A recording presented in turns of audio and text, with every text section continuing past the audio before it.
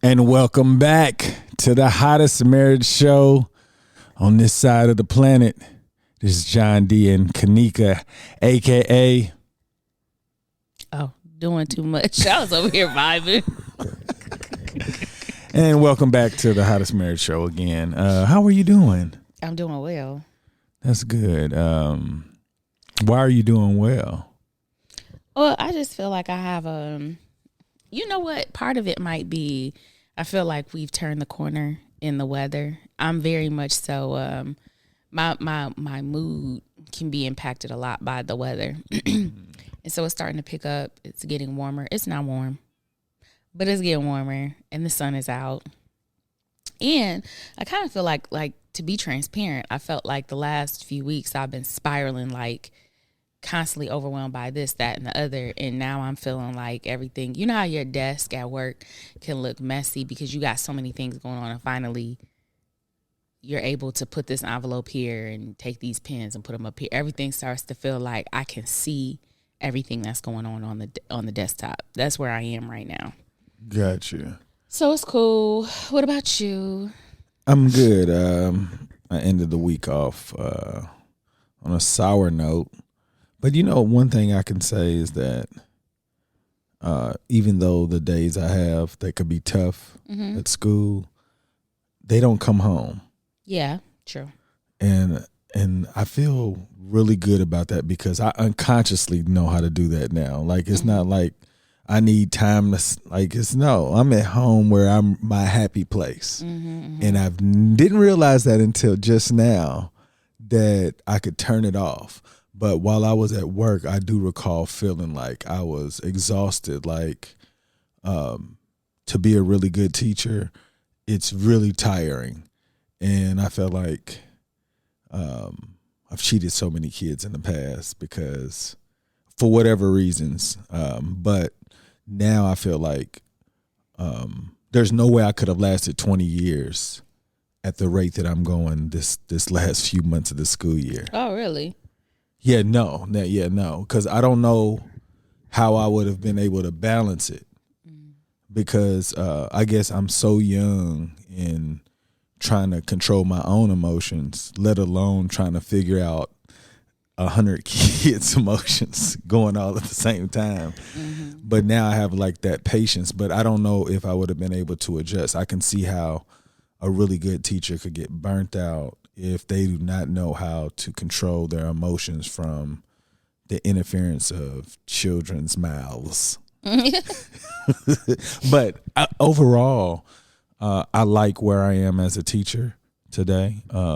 Even after the downer, I feel like I'm so much better than I was last week, so I can go in trying to make sure that the way that it ended, that it doesn't repeat, and make sure everybody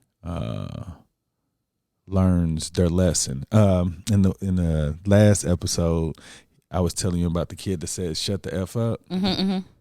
So the next day, he almost acted like it never happened, but he was just like, oh, somebody tried to get me in trouble, but it didn't work. And in my head, I'm like, I remember being like, oh, we playing these games. Yeah. And I'm like, he's a kid. So I didn't say anything to him, but he did. He acted like, hey, Mr. Lewis, just talking, saying with respectful or whatnot. And then at some point I was like, hey, I wasn't trying to get you in trouble. I was trying to change your behavior.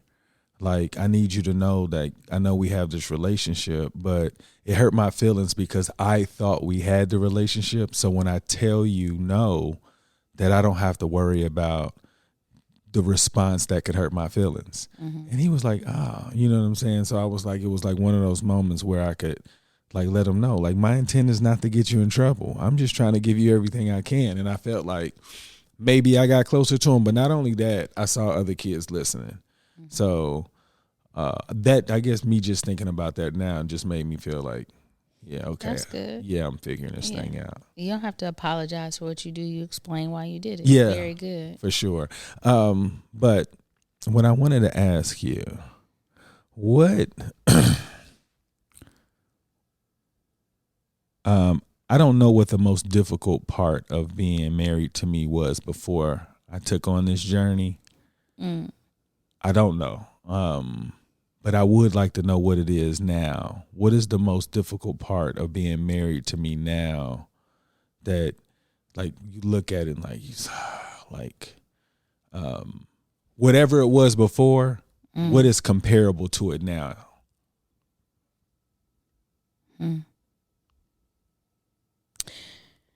I don't know if I can put my finger on it. I know that being married to you before was very much so being invisible and not being a priority. And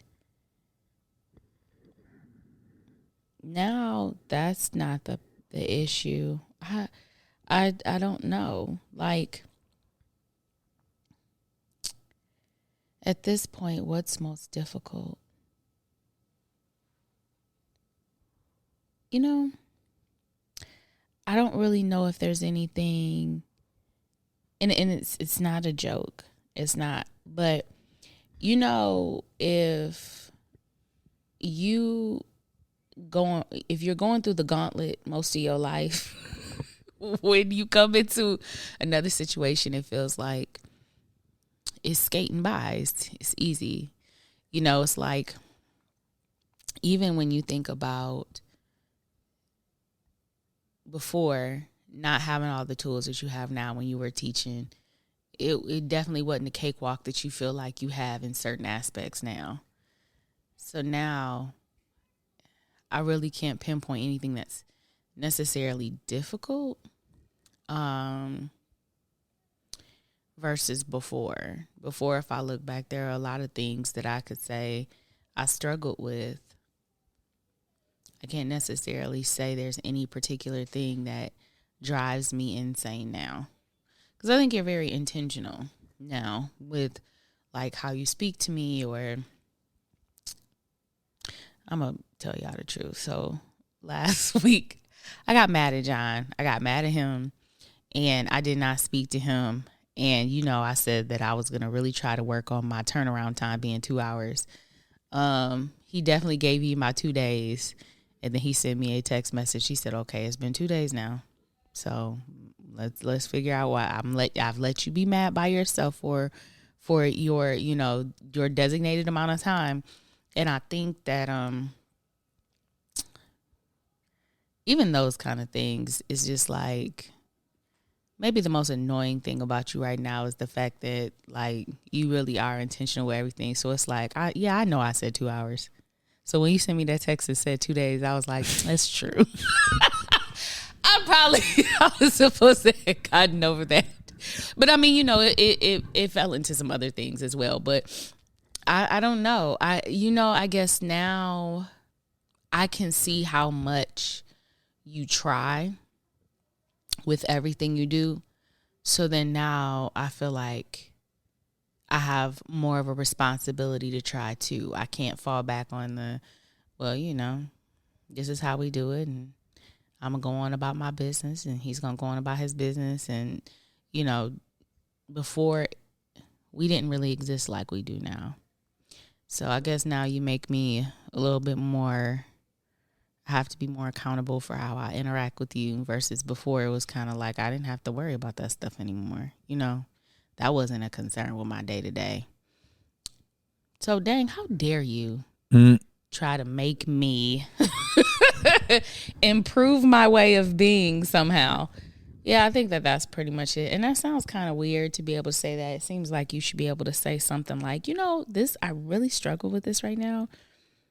But I think that I'm at a point in my life where I'm trying to sort myself out a lot more than I took the time to do in my younger years. And so most of my struggle and my difficulty actually comes from within, and what I'm doing with myself, not necessarily. And it kind of helps that we're not in the same marriage we were in before, because I wouldn't have been able to do this and that and be able to maintain my sanity. Yes, things happen when they're supposed to, or how they're supposed to. What about me? It's a loaded question. What about you? What do you struggle with me? You know, if I can I've thought about this more than just me asking this question to you. I didn't even think that you were going to remember to ask me. Oh. So I wasn't really prepared. Because typically when I ask you something, we can just go on. But I guess you didn't want to talk about yourself enough. And that's typically people like to talk about themselves. And I thought that you would. But so this is what I haven't been able to determine. Some of your habits before I became aware, or like some of our practices in the house, like what did it really look like? Because now that you have time to sit back and kind of like gather yourself, I'm so happy that you're getting an opportunity to be able to do that, because I can understand how that's very difficult to even consider yourself with the number of responsibilities that you've had in your past. So the idea that this moment has come makes me feel really good, because I feel like it's something that you want to do, and it only makes sense, especially if you feel safe enough to be able to be that vulnerable. So thank you for sharing that. I wanted you to know that. I love you so much. So I will say this. I remember there was a time where you would say, "Hey, John, on your side of the bed, could you like straighten? It just looks so messy," and I, it took me a long time to figure it out. And I was just like, okay, I figured it out. So I'm looking at my side and I'm like, man, I have maintained this. At the most, we might have like two things of tissue from me blowing my nose, or a couple of Q-tips. But overall, it looks manageable. And then I was like, was she just picking with me, or was she just, that was her like regiment then? Now, because I know it's not as important to you. Oh my God. So I was trying to figure out, like, did you just get overwhelmed with so many different things that one of the things that I felt like was might have been a pet peeve to you is no longer important? Oh my God. How dare you? You asked the question. I didn't, but I've been thinking about this. I've been overwhelmed. So I'm one of those people that if you travel, when you come in, I either will get rid of everything in the suitcase or it'll be there for 2 weeks. So lately, I've been the every 2 week person. So I've had luggage sitting out, and then it's like he'll end up doing laundry and the clothes will be folded, but I'm not ready to put them up. So I just line them up next to my bed on the floor, and I'm like, I'll get that tomorrow. And then I just don't. And then it's like my pajamas, I just lay them across the bed when I'm done with them, and I'll put them, it's like, I think because I've been feeling chaotic, everything around me is. Like just yesterday, I straightened my desk after weeks and weeks of looking at, like, literally there'll be papers, and it's not even like it's a neat stack. It's like stuff is just strewn all over the place. This teacup is sitting right here. These pens are laying right here. And I think I've just been feeling very chaotic. I don't think I have everything. My brain is not organized, and so nothing around me is. And so, yes, before we moved in here, we had these 2 side tables, and John used to have a million trillion things on this table and used to drive me insane. And now you do really, really well with that. I think one of the other things is that you have your own office space now. Like that stuff that was there were like folders and the books you were reading and all this other stuff. And now you have space to kind of put all of your things now that we're settled. And so, you don't have an office? But you see where I am right now. Like I was just trying to figure. Yeah. So for me, my I think that was just you and that side table and all of that was just due to the fact that you didn't have adequate space for yourself. With me, it's a reflection of whatever is going on in my head is what you're going to see around me. My desk, my side of the table, or my side of the bed, my side of the counter in the bathroom, all of that stuff. I guess it really is a symbol for you. If things start looking like outlandish, you be like, okay, something's not right. Or she's about to start spiraling and she doesn't know that she is. And that's just a revelation I'm having right now that I didn't have before, because I really did hate when you used to have all kind of stuff piled over there.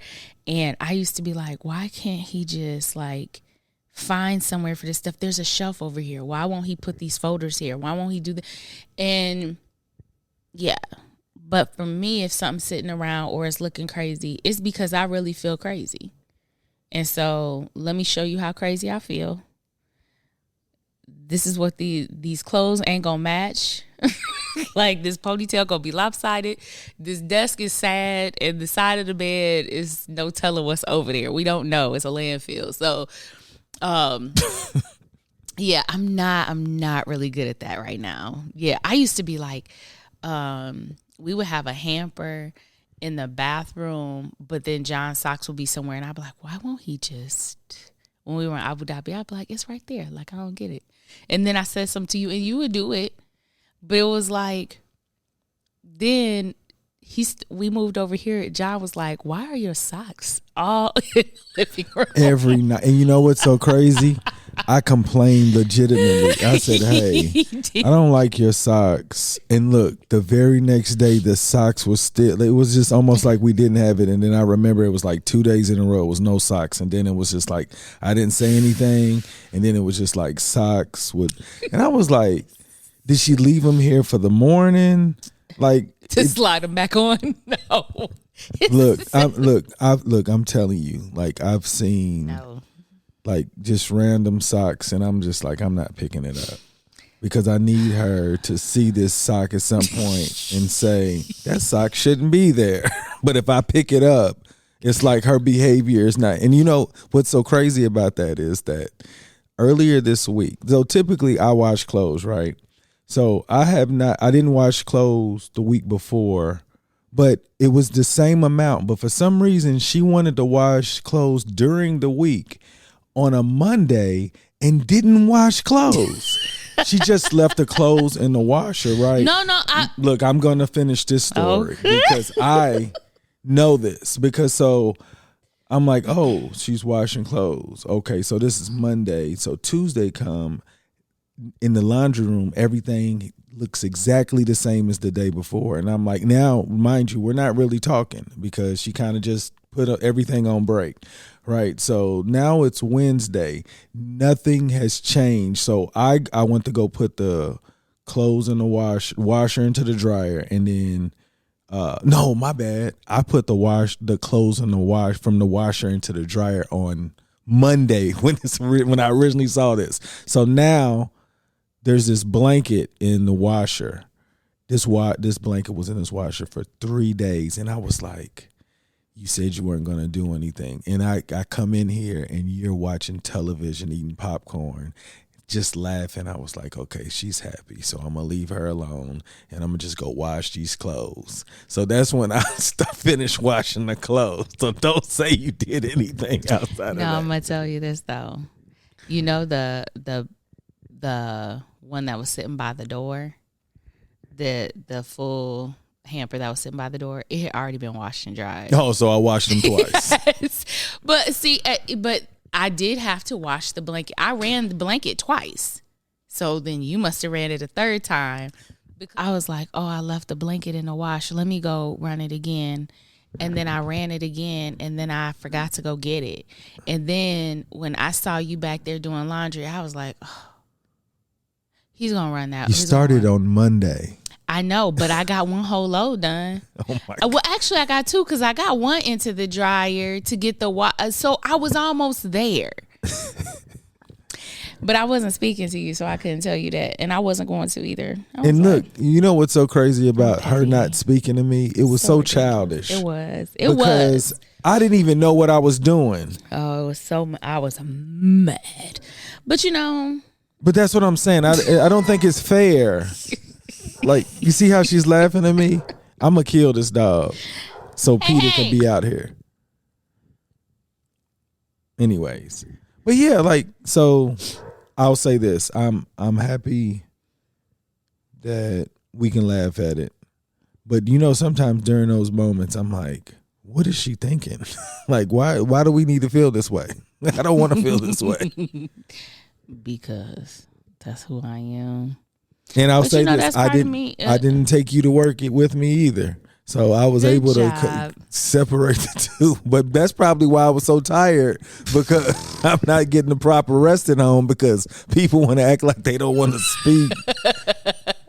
Oh no, but I was really thinking about your sleep this week because So I can tell you what I was thinking. You can say you were thinking about my sleep, but the whole point was I thought this was related to the whole incident. Yeah. So you can say whatever you want. Say this.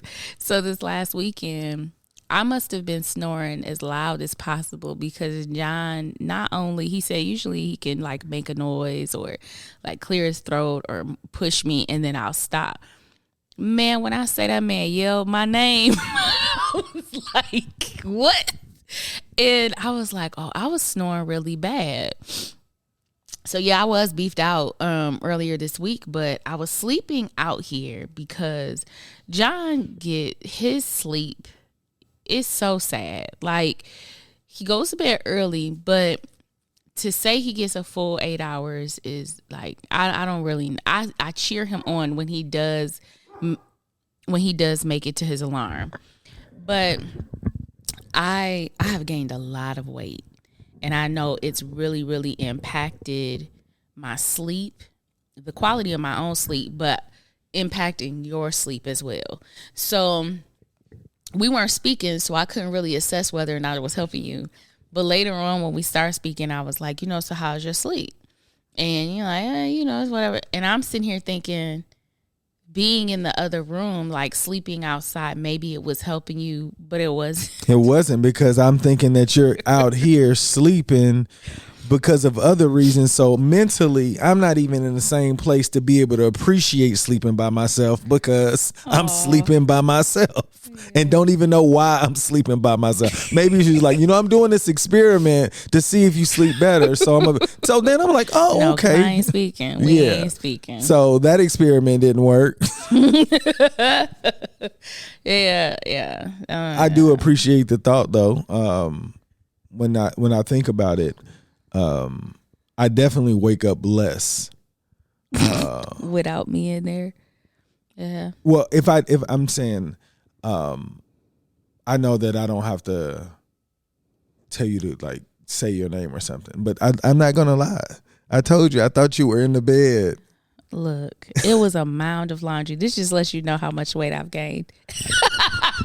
It was mound of laundry. I'm saying like my eyes don't all the way open. I just know when it's a person next to me. I'm joking. But like when he put the laundry on the bed, I was like, yeah, I'm not folding that tonight. So we just kind of moved the stuff over to my side of the bed, and then I went and slept on the couch again. So he was like, oh, I thought you was in the bed with me. Y'all, the mound of clothes, I said, this big old mound was all.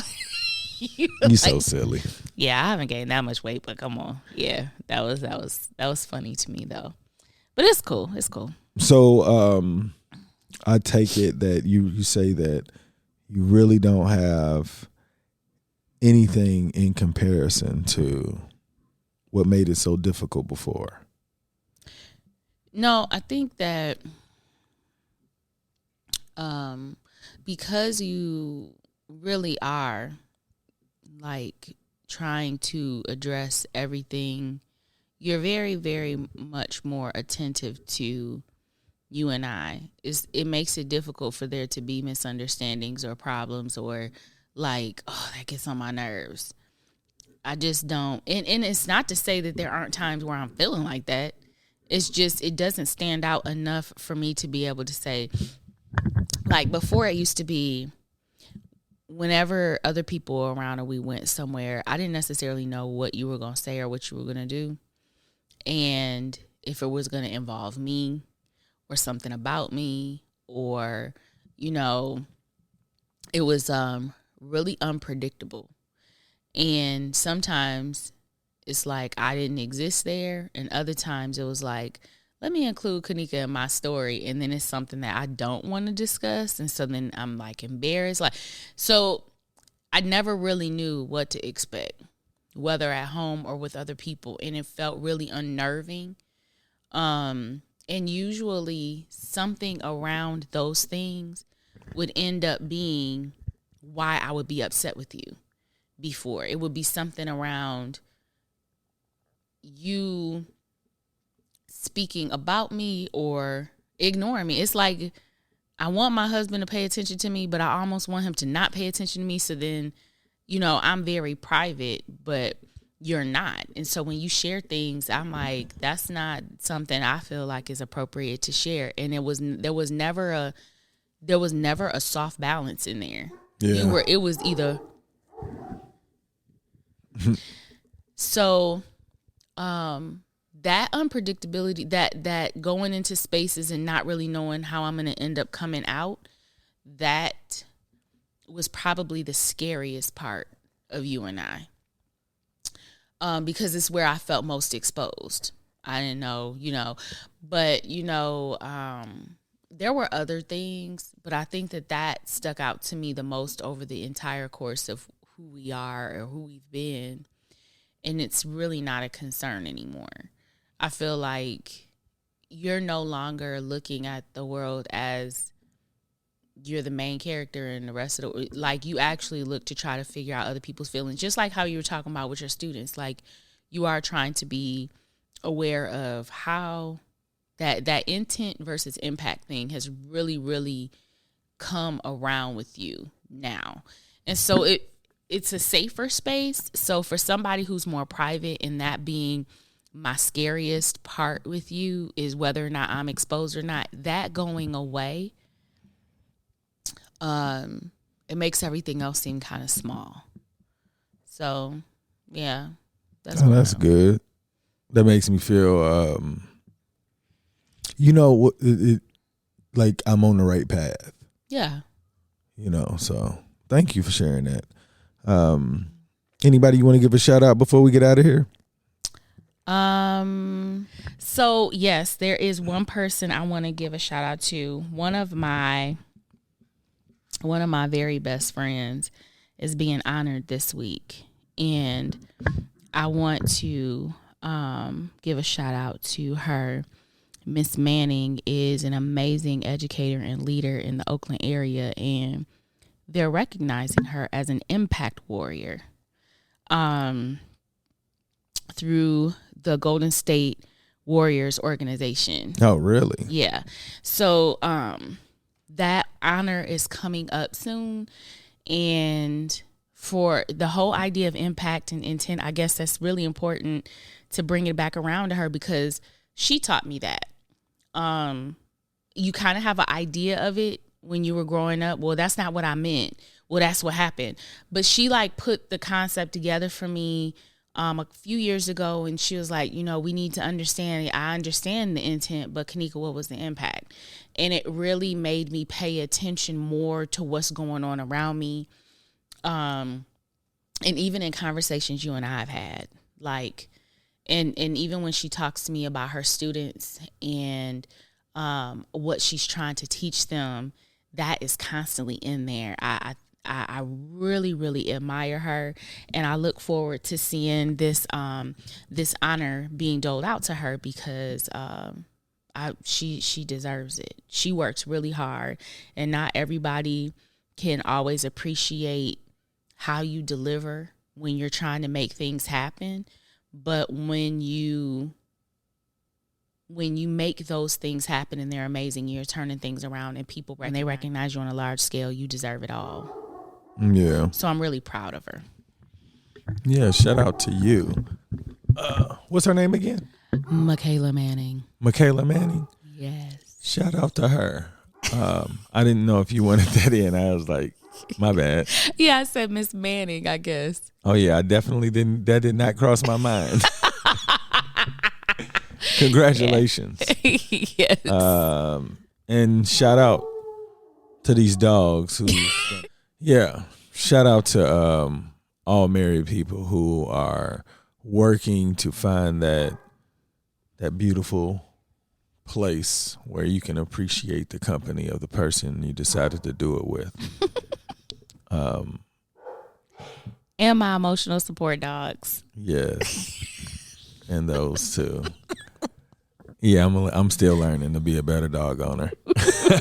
No, but shout out to everybody who has an opportunity to create something beautiful in a relationship. Those of you that have not found it, keep working. It is worth getting there. Y'all make today better than yesterday. Don't worry about anything you can't control. GATA, get after that action, or that action will get after you. Be great on purpose.